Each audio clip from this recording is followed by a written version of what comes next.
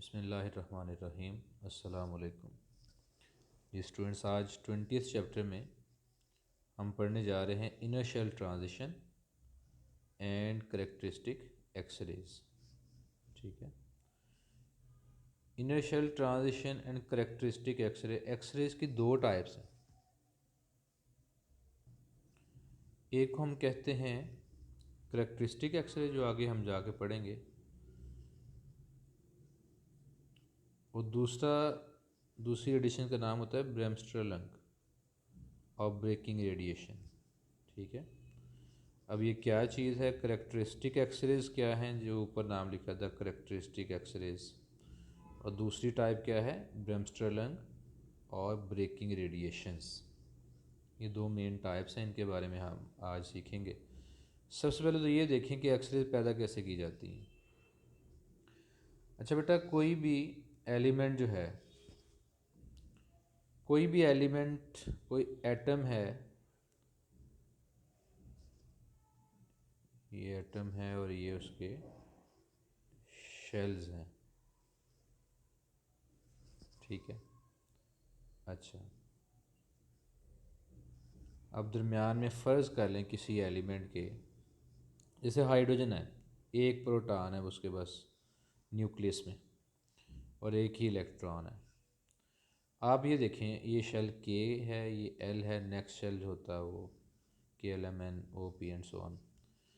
इस के शेल के इलेक्ट्रॉन को अगर आपने एक्साइट करना है तो डेफिनेटली आपको एनर्जी देनी पड़ेगी। एनर्जी वो फोटोन की सूरत में दें, एक तरीका यह है, या दूसरा तरीका है कि बाहर से कोई इलेक्ट्रॉन भेजें जो इस इलेक्ट्रॉन से टकरा के इसको ऊपर भेज दें।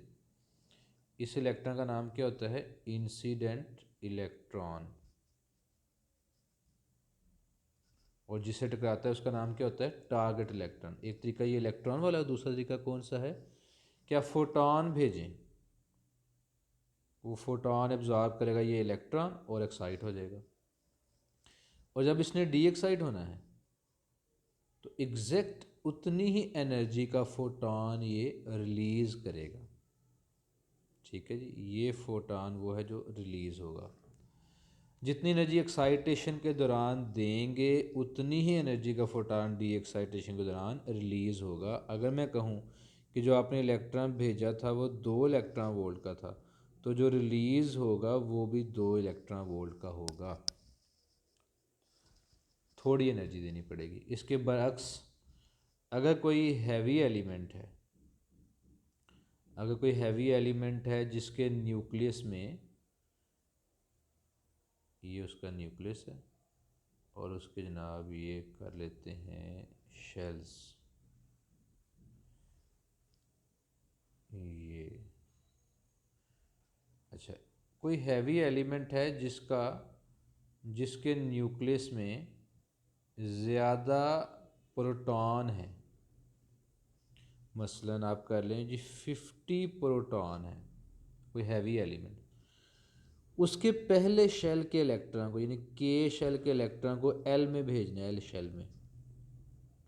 अच्छा, जो हाइड्रोजन था, ये वाला हाइड्रोजन, इसमें देखेंगे एक प्रोटॉन था तो इलेक्ट्रॉन पे गिरफ्त भी एक प्रोटॉन की थी। यहाँ जो इलेक्ट्रॉन है, कोई हैवी एलिमेंट जिसमें 50 प्रोटॉन की गिरफ्त है इस इलेक्ट्रॉन पे, जिसका मतलब इसको, इस इलेक्ट्रॉन को एक्साइट करने के लिए फोटॉन जो भेजना पड़ेगा उसकी एनर्जी ज़्यादा। फ़र्ज़ कर लें 100 इलेक्ट्रॉन वोल्ट का फोटॉन भेजना पड़ा। पिछले केस में कितना था? 2 इलेक्ट्रॉन वोल्ट। अब कितना? 100 इलेक्ट्रॉन वोल्ट। एनर्जी ज़्यादा क्यों देनी पड़ी? क्योंकि इसके इनर शेल के इलेक्ट्रॉन टाइटली बाउंड है अपने न्यूक्लियस के साथ, तो एनर्जी देनी ज़्यादा पड़ी। तो वापसी में डी एक्साइटेशन के दौरान फोटॉन जो रिलीज़ होगा उसकी भी तो एनर्जी ज़्यादा होगी ना, यानी एनर्जी देंगे ज़्यादा तो मिलेगी भी ज़्यादा। ठीक है, ज़्यादातर केसेस में जो हम एक्साइट करते हैं वो फोटॉन भेज के नहीं करते। वो क्या, कैसे करते हैं? वो बाहर से कोई इलेक्ट्रॉन की बम्बार्डमेंट करवाते हैं। ये जो बाहर से इलेक्ट्रॉन, जिसको मैंने बोला था इंसिडेंट इलेक्ट्रॉन, वो इंसिडेंट इलेक्ट्रॉन जाके टकराते हैं और इस इलेक्ट्रॉन को एक्साइट कर देते हैं, और डी एक्साइटेशन के दौरान हमें क्या मिलते हैं? फोटॉन। इस केस में भी ऐसे करिए, 50 प्रोटॉन वाले एलिमेंट के केस में बाहर से कोई इलेक्ट्रॉन भेजें जो इसको टकरा के क्या कर देगा, एक्साइट, और वापस से डी एक्साइटेशन के दौरान फोटॉन मिलेगा ज़्यादा एनर्जी का। एनर्जी देंगे ज़्यादा तो मिलेगी भी ज़्यादा, law of conservation of energy. तो कई बच्चे सोचते हैं हमें फ़ायदा क्या हुआ, जितनी एनर्जी दी उतनी ही मिली, तो फ़ायदा क्या हुआ? फ़ायदा ये हुआ कि जो आपने एनर्जी दी थी वो इलेक्ट्रॉन के ज़रिए दी, इलेक्ट्रिकल करंट के ज़रिए दी, वोल्टेज अप्लाई करके एनर्जी दी, इलेक्ट्रिकल एनर्जी दी आपने, इलेक्ट्रिकल एनर्जी, और उससे मिले क्या आपको, उससे मिली क्या आपको, उससे मिली आपको ये मिले फोटॉन्स। जो लो एनर्जी फोटॉन्स हैं वो कभी भी एक्सरेज नहीं होते। एक्सरेज हाई एनर्जी फोटॉन है, और हाई एनर्जी फोटॉन कब रिलीज़ होंगे, जब हाई एनर्जी देनी पड़ेगी। और हाई एनर्जी देनी कब पड़ेगी, जब हैवी एलिमेंट होंगे। तो बात समझ में ये आई कि अगर आप एक्सरेज पैदा करना चाहते हैं तो आपको लाइट एलिमेंट जैसे कि हाइड्रोजन ये इस्तेमाल नहीं करना। कौन सा यूज़ करना है एलिमेंट, हैवी एलिमेंट।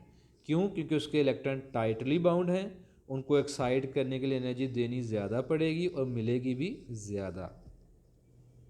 एक पॉइंट समझ आया आपको? अगला पॉइंट भी सुने। चलें जी, हैवी एलिमेंट ही है आपके पास, ठीक है, हैवी एलिमेंट है और ये उसका न्यूक्लियस है और ये उसके शेल्स हैं।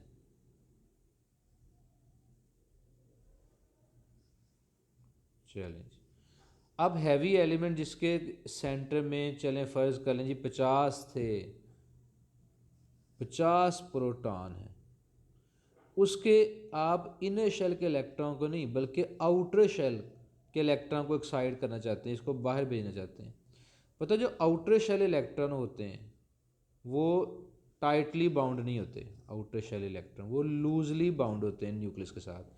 इसका तो इन इलेक्ट्रॉन को ऊपर भेजने के लिए जो एनर्जी देनी पड़ेगी वो स्मॉल होगी, स्मॉल एनर्जी। और जो आपको फिर डी एक्साइट होने के दौरान जो फोटॉन रिलीज़ होगा वो भी क्या होगा, स्मॉल एनर्जी का। देनी कम पड़ेगी तो मिलेगी भी तो कम। और स्मॉल एनर्जी वाले फोटॉन एक्सरे फोटॉन्स नहीं होते, कि एक्सरे फोटॉन क्या होते हैं, हाई एनर्जी फोटॉन। बात समझ रहे हैं? इसका तो हाई एनर्जी फोटॉन हासिल करने के लिए दो शराइत हैं। पहली शर्त, एलिमेंट कौन सा होना चाहिए, हैवी एलिमेंट,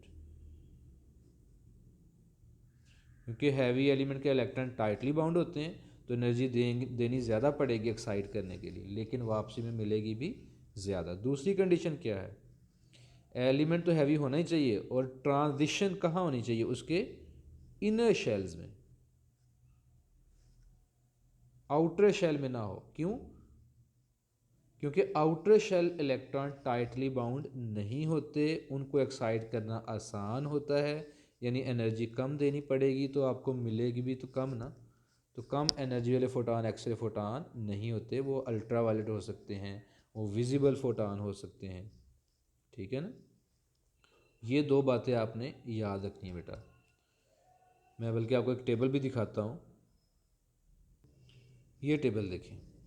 ये कौन सा टेबल है, इलेक्ट्रोमैग्नेटिक स्पेक्ट्रम, इलेक्ट्रोमैग्नेटिक रेडिएशन जितनी भी किस्म की हैं, बुक का पेज नंबर 184 है। इसमें सबसे ऊपर है गैमा रेज एनर्जी वाइज, उसके नीचे कौन सी आती हैं, एक्स रेज, उसके नीचे क्या है, अल्ट्रा वायलेट, फिर visible, infrared, microwaves, short radio waves, television, am and FM and so on. बताने वाली बात यह है कि जो एक्सरेज है ना, ये इंतहाई हाई एनर्जी रेडिएशंस हैं, इनसे ऊपर सिर्फ एक ही रह जाती हैं, गैमा रेज।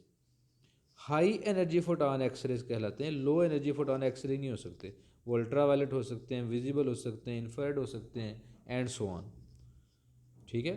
चलें वापस अपने पेज पे चलते हैं। अच्छा जी, तो बात क्या हो रही थी कि एक्सरे पैदा करने के लिए दो शराइत हैं। अब देखते हैं कि यहाँ वो क्या कह रहे हैं। कहते हैं the transition of electron in the hydrogen और अदर लाइट एलिमेंट्स, हल्के एलिमेंट हाइड्रोजन के बाद हीलियम है या और इस तरह के, result in the emission of spectral line.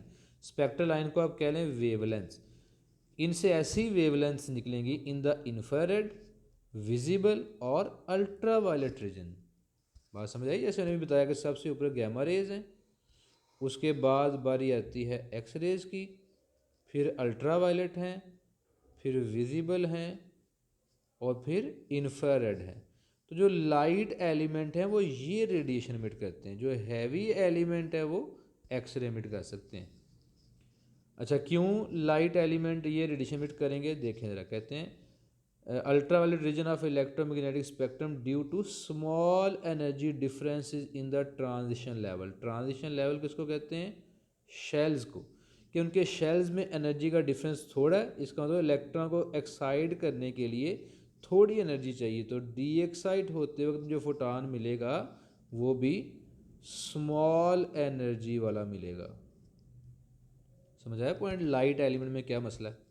आपने इस पैराग्राफ की हेडिंग ही ये बना लेनी, क्या? Light elements.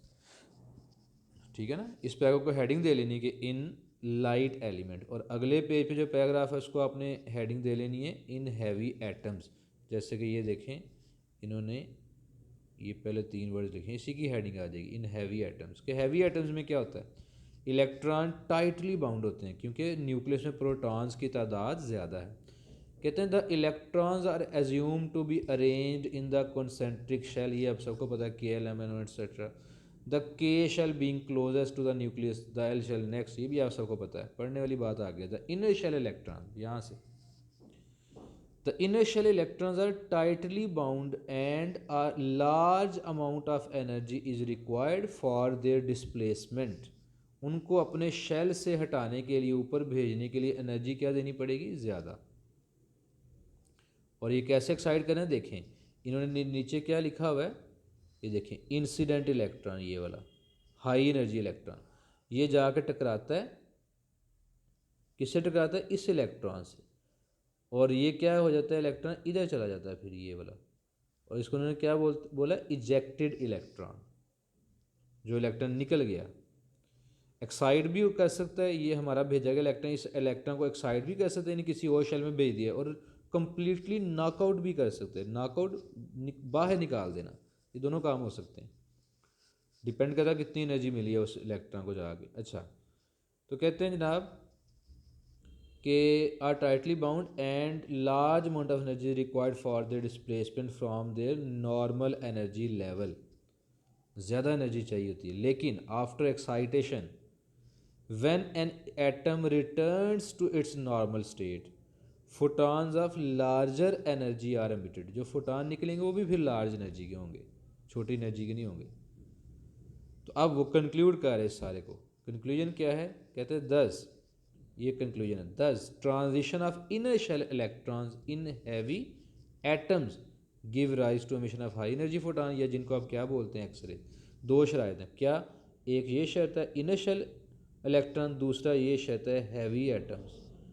ये 2 उसने कंडीशन बताई कि अगर ये 2 शराइत पूरी होंगी तब जाके एक्सरेज पैदा होंगी, अदरवाइज़ अल्ट्रा वायलेट रेडिएशन पैदा हो सकती हैं, विजिबल फोटान कम एनर्जी निकल सकते हैं, या इंफ्रारेड फोटान निकल सकते हैं। एक्सरे पैदा करने के लिए आपको ये शराइत पूरी करनी पड़ेंगी। फिर कहता है these X ray consist of specific wavelength और फ्रीक्वेंसीज। ख़ास वेवलेंथ और फ्रीक्वेंसी। ख़ास क्यों?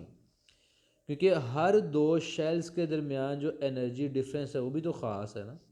हमने पढ़ा था क्वांटाइज्ड एनर्जी, मखसूस एनर्जीज होती हैं। तो जो फोटॉन्स निकलेंगे उनकी एनर्जी भी मखसूस होगी, और जब एनर्जी मखसूस होगी, एनर्जी का फार्मूला होता है Hc/λ। H और C तो कांस्टेंट है। जब फिक्स्ड एनर्जी है तो वेवलेंथ भी कुछ ख़ास होंगी ना, फिक्स्ड अमाउंट, फिक्स वैल्यू की वेवलेंथ। तो कहते हैं and hence are called characteristic X ray. Characteristic X ray क्यों बोलते हैं? यहाँ से जो एक्सरे निकलेंगी उनकी करेक्टरिस्टिक इस एलिमेंट की करेक्टरिस्टिक पे डिपेंड करता है कि एलिमेंट कितना हैवी है, उसके एनर्जी लेवल्स में डिफरेंस कितना था। तो चूँकि एलिमेंट की करेक्टरिस्टिक्स पर बेस करती हैं एक्सरे, इसलिए इनका नाम ही क्या रख दिया? Characteristic X rays. The study of characteristic X-rays spectra has played a very important role in the study of atomic structure and the periodic table of element. Even ये जो एक्सरेज इस काम के लिए भी इस्तेमाल की गई। आप 7 क्रिस्टल सिस्टम पढ़ते हैं ना, पॉलीक्लिनिक और रोम्बिक और ये क्या नाम थे इनके, ट्राइक्लिनिक और क्यूबिक, ये सारे जो स्ट्रक्चर हैं क्रिस्टल्स के वो एक्सरेज के ज़रिए ही मुमकिन हुए हैं पता चलना कि कैसे। मतलब सोडियम क्लोराइड का क्यूबिक स्ट्रक्चर है, कैसे पता चला? एक्सरे के ज़रिए। तो इसलिए इनका बड़ा अहम रोल है। तो उसके बाद हम पढ़ते हैं प्रोडक्शन ऑफ एक्सरेज के एक्सरेज कैसे पैदा की जाती हैं। ठीक है, एक्सरे पैदा करने के लिए हम एक अपरेटस यूज़ करेंगे। इस ट्यूब का जो आपको नज़र आ रही है सामने, इसको एक्सरे ट्यूब कहते हैं। और यहाँ जो इन्होंने हाई वोल्टेज लिखा है ये वाला, ये सेवरल केवीज होता है। केवीज मतलब kilo volts, several kilo thousand को कहते हैं, यानी कई हज़ार वोल्ट्स ही होता है, मिनिमम 1000 वोल्ट के करीब है। तो इस पे हाई वोल्टेज अप्लाई किया जाता है, सेवरल 1000 वोल्ट। अच्छा, इस ट्यूब का नाम होता है एक्सरे ट्यूब। इससे एक्सरेज कैसे पैदा की जाती हैं वो पढ़ते हैं, समझने की कोशिश करते हैं, गौर करना है आपने। सबसे पहले कहता है जी figure 20.7 shows an arrangement of producing x-rays. It consists of a high vacuum tube called x-ray. अंदर हवा नहीं होनी चाहिए। When the cathode is heated, ये यहाँ से आगे मैं आपको पहले समझाता हूँ फिर रीडिंग करते हैं होता क्या है।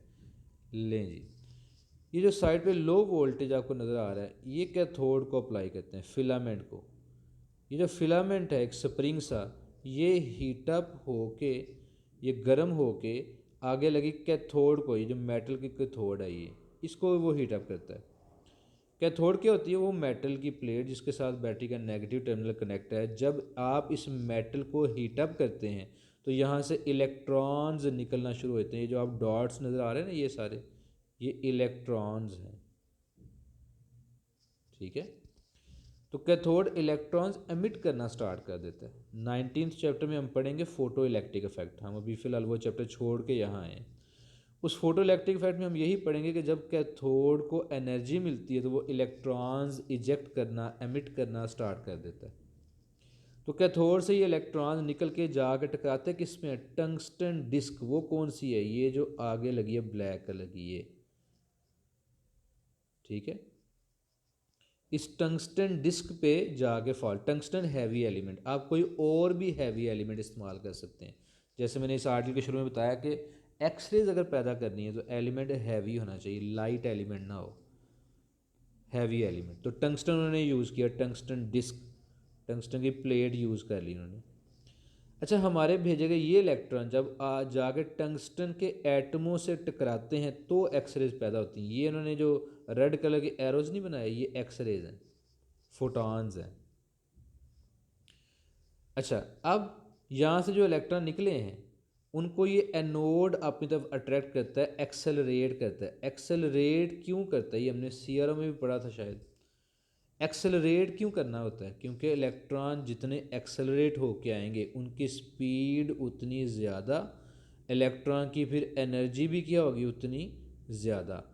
इलेक्ट्रॉन के पास सफिशेंट एनर्जी होगी तो ही वो हैवी एलिमेंट के एटमों से टकरा के उनके इलेक्ट्रॉन्स को नॉकआउट कर सकेंगे, क्योंकि हैवी एलिमेंट के इलेक्ट्रॉन्स टाइटली बाउंड होते हैं। तो हमारे भेजे गए इलेक्ट्रॉन के पास एनर्जी ज़्यादा होगी तो जाके वो टारगेट इलेक्ट्रॉन्स को नॉकआउट करेंगे जो बड़े टाइटली बाउंड थे अपने अपने न्यूक्लियस के साथ। तो हमारे इलेक्ट्रॉन के पास एनर्जी अच्छी खासी ज़्यादा होनी चाहिए, इसलिए एनोड क्या करता है? उनको एक्सेलरेट। कूलिंग ऑयल का क्या काम है? जैसे ट्रांसफार्मर में कूलिंग ऑयल हीटिंग से बचाने के लिए कोई लुब्रिकेंट ऐसा जो हीट एब्जॉर्ब करे, जिसकी हीट कैपेसिटी ज़्यादा हो, हीट साथ साथ एब्जॉर्ब करता जाए और ऑपरेटर्स को गर्म होने से बचाए। क्योंकि इतने सारे मिलियंस और बिलियंस इलेक्ट्रॉन्स आकर टकरा रहे होते हैं मेटल पे, तो वो हीटअप होके ख़राब हो सकती है, मेल्ट हो सकती है या डैमेज हो सकती है एटलीस्ट। तो उसको हीटिंग से बचाने के लिए कूलिंग ऑयल यूज़ किया जाता है। एक बड़ी अहम बात आपको मैं बताता चला जाऊँ, ये MD अकेडमी का भी MCQ भी आया था, आप इसको नोट की हेडिंग दे सकते हैं। वो क्या है जनाब कि जितने भी इलेक्ट्रॉन आप भेजते हैं उनमें about 1% energy of the incident electron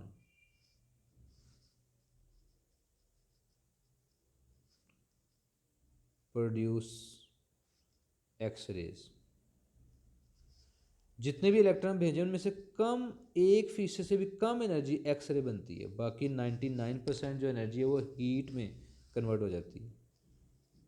about 99% energy is converted into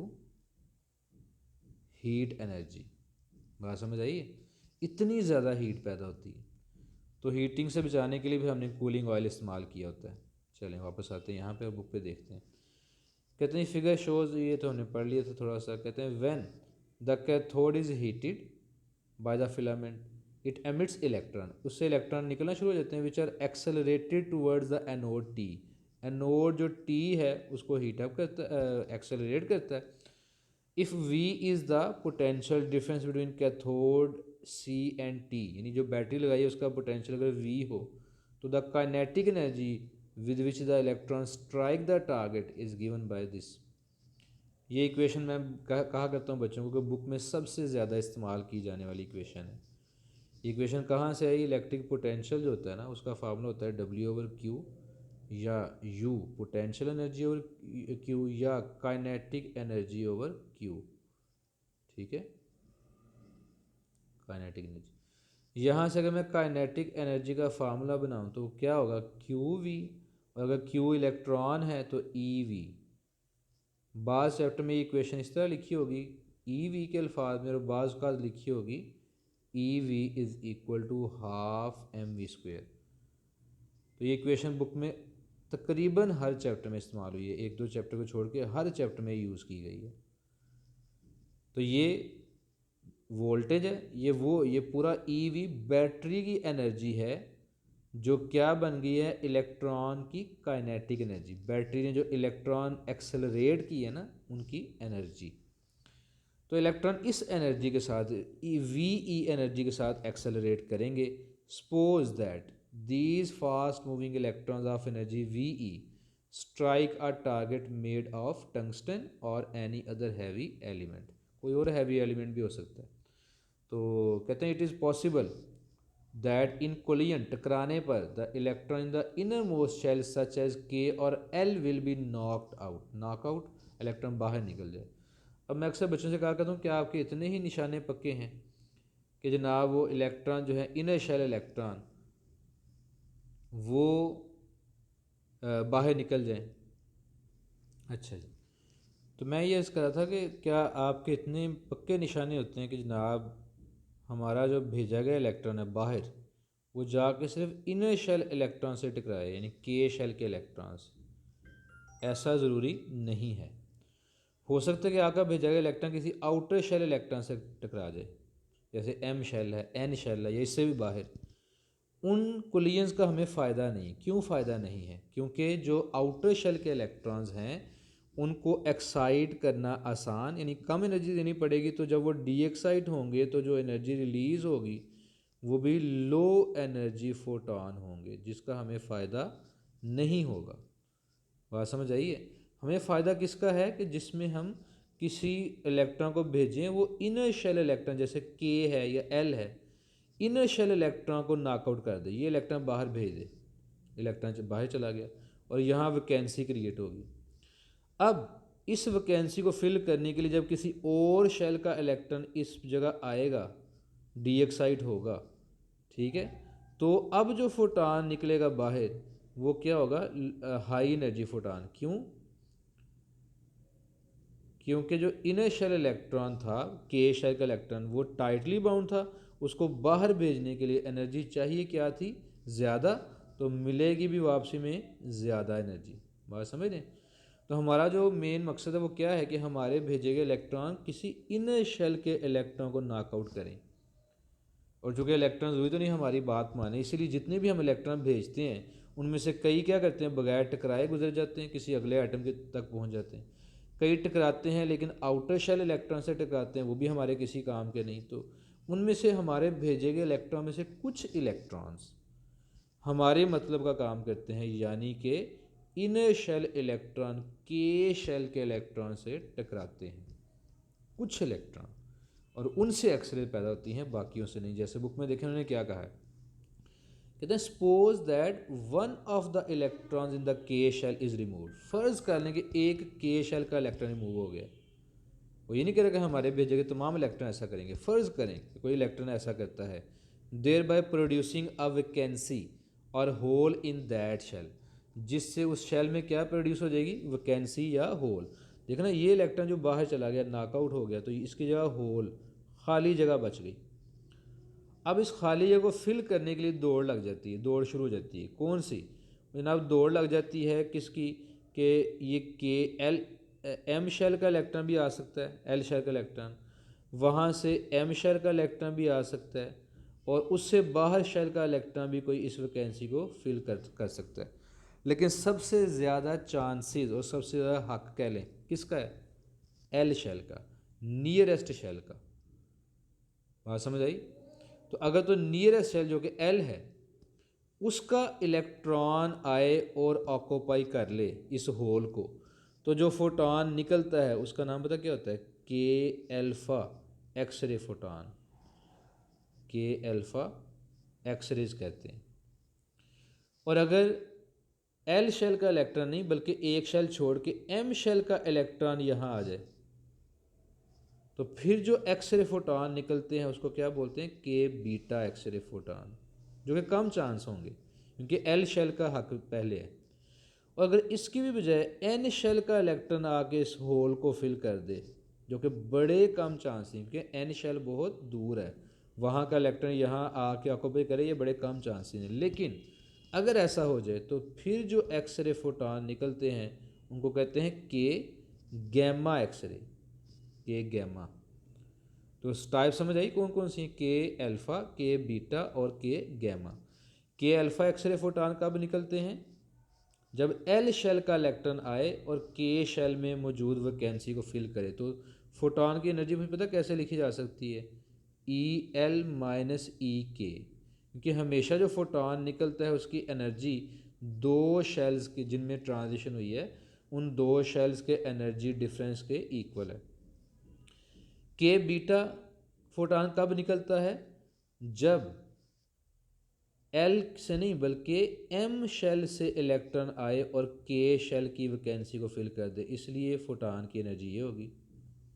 और के गैमा जिसके बड़े कम चांसेस हैं वो क्या, जब एन शेल का इलेक्ट्रॉन दूर वाले शेल का इलेक्ट्रॉन आए और के शेल की वैकेंसी को फिल कर दे, तो उसका नाम क्या होगा, के गैमा एक्सरे। बुक में देखें ज़रा इसको कैसे बयान किया गया।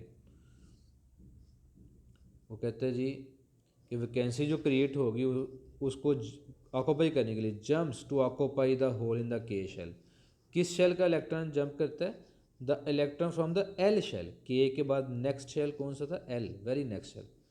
अगर तो एल शेल का इलेक्ट्रॉन आए और ऑक्यूपाई कर दे तो thereby emitting a photon of energy H F K alpha called K alpha X ray, जिसकी एनर्जी का फार्मूला ये है ई एल माइनस ई के।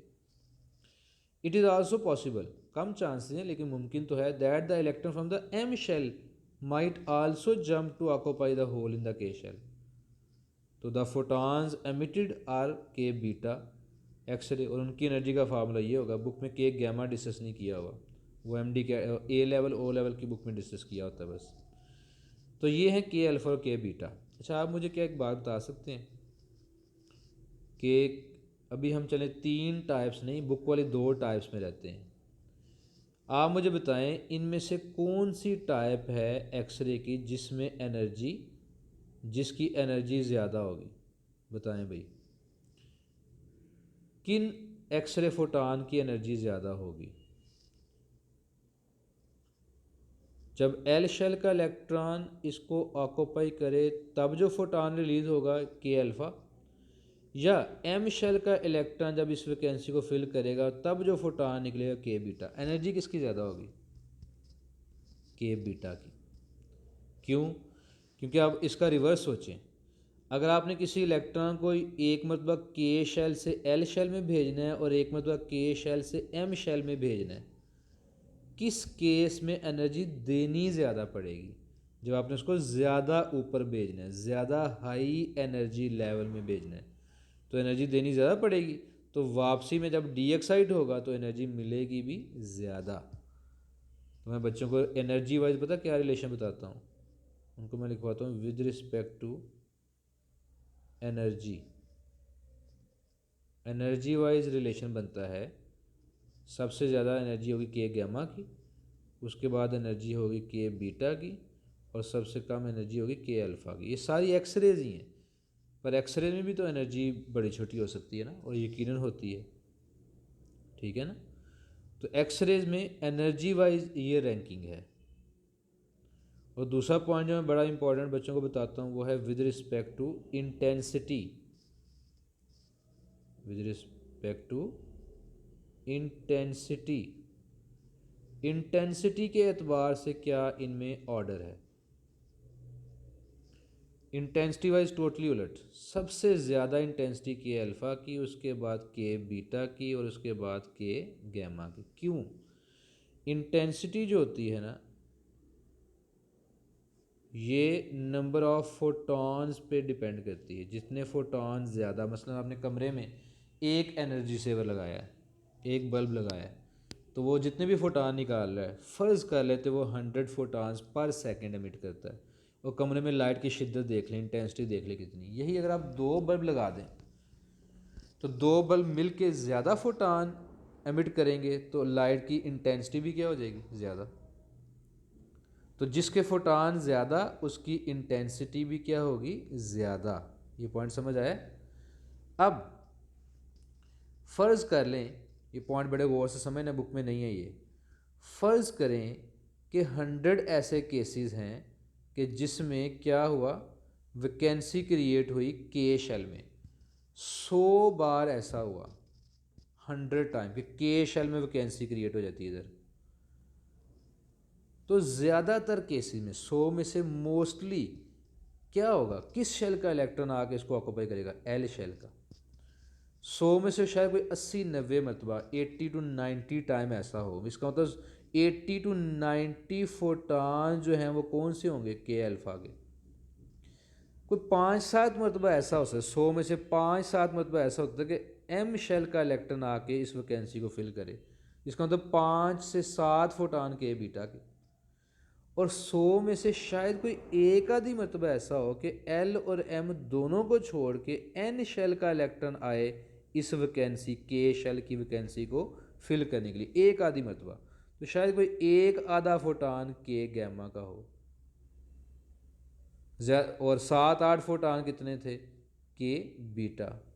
और 80-90 फोटान किसके थे, के अल्फ़ा। तो सबसे ज़्यादा फोटान भी किसके हुए, के अल्फ़ा के। फोटान ज़्यादा तो इंटेंसिटी भी क्या होगी, ज़्यादा। समझ आया पॉइंट।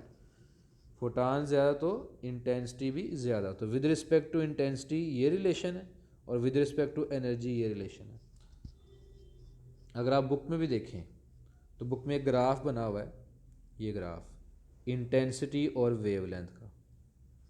जिसकी बेटा इंटेंसिटी ज़्यादा है, वाई एक्सिस पे इंटेंसिटी ली है, तो जिसकी पीक ज़्यादा उसकी इंटेंसिटी ज़्यादा, ये वाला ग्राफ।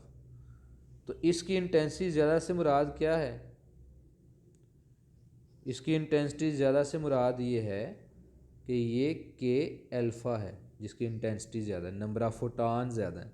और जिसकी इंटेंसिटी कम है, ये पीक कम है, ये कौन होगा, ये के बीटा फोटान का ग्राफ है।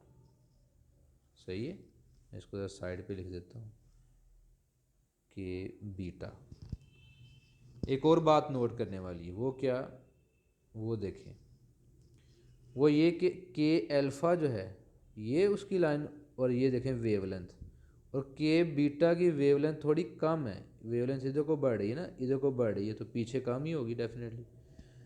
तो ये जो के बीटा है इसकी वेवलेंथ थोड़ी पीछे है, कम है। वेवलेंथ अगर कम है तो एनर्जी क्या होगी, ज़्यादा।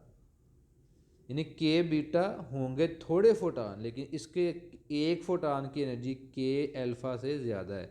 के बीटा की एनर्जी के अल्फ़ा से ज़्यादा है, जो कि मैंने लास्ट में आपको बताया भी है। एनर्जी वाइज ज़्यादा कौन है,